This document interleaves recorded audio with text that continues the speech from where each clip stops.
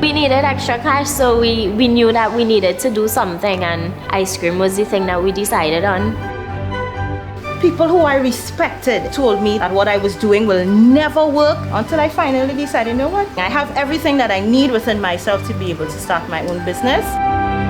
Every lunchtime and recess, I would run to the principal's office and ask him to use his fax machine. And I would be faxing all these documents and proposals because I just wanted to get involved in entrepreneurship.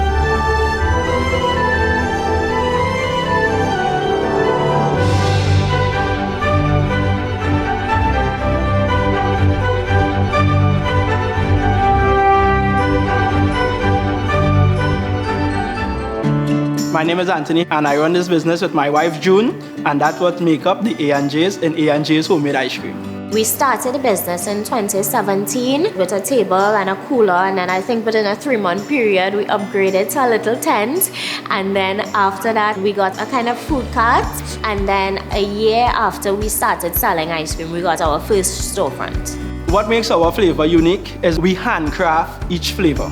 We have the regular flavors, your coconut, your soursop, your peanut. Right now we have approximately 120 flavors that we create. We just introduced our doubles ice cream. We also have things like ginger turmeric, charcoal coconut, our pineapple chow. We have 4 pepper flavors in total. Our brand is basically a description of who we are. The family is a part of the business and the business is a part of our family. So it's not just about the ice cream. Our packaging is mainly biodegradable.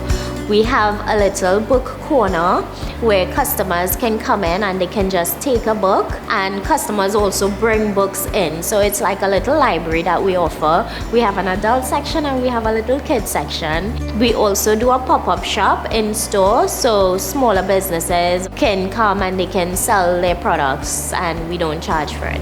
We have our swing, we have our signage wall, which encourages customers to take pictures and post and tag us, which generate leads to our business.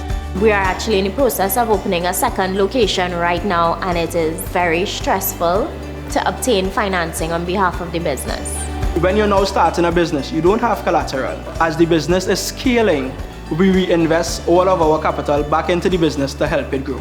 Within the next few years, our goal is to expand, begin distribution, and start exporting. We are looking into investments to take the brand regionally and internationally within the next few years. It feels amazing to be recognized for the Entrepreneurship Award.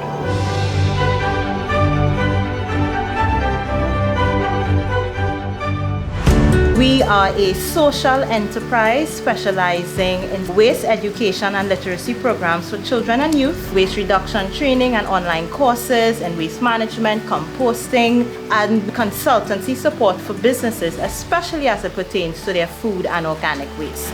There were a number of schools that started recycling programs, plastic bottles, or they were doing paper programs. And they had no transportation. And I said, you know what? This is an opportunity for me. And so I took my own car, loaded it up with bags of bottles or bags of paper, and I would sell it. I would say our mission is to transform the way you think and act towards waste. Getting businesses to understand their role as it pertains to resource management. It can benefit the organization and in turn benefit the environment. We want to develop our own organic waste processing facility beyond composting.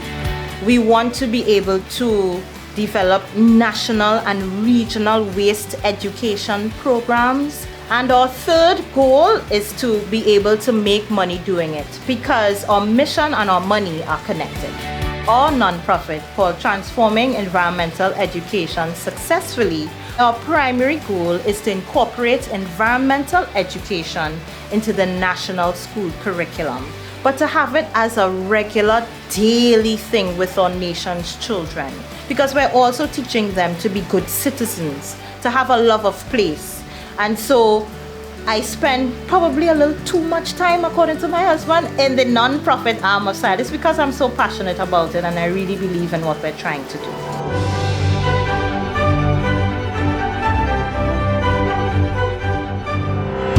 The value of bundling is part of Trinidad's culture. They always want more. They always look for the deals that give them more. And we saw bundling these products and services together as being part of that culture. Hence the reason why our tagline is more data, more calls, more devices, because we believe that the value of more is so critical to those consumers that we serve. When we started our business, the first year we made one sale. Following years we made just a handful of sales. Things were not looking up for us. And I said, you know what, I'm gonna offer a laptop for $1 and they would just pay a monthly subscription for the educational aspect. And I put all that together and I said, you know what, I'm gonna call it the $1 laptop for better schools.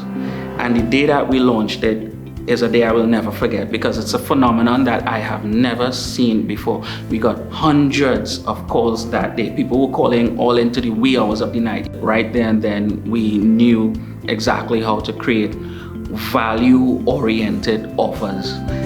Fast forward into the future, COVID-19 came and we could not get access to any devices at all. So we had the option of either closing up shop or figuring out something really quickly. And that's when I said, you know what, let's stick our heads out, take the resources that we have, and let's look for a manufacturer for our own brand. We got a couple samples, we tested it, and when we were comfortable with them, we went straight full ahead and we got our own branded devices. And that really worked out for us, because if we did not have those devices at that time, we would have had to close up shop.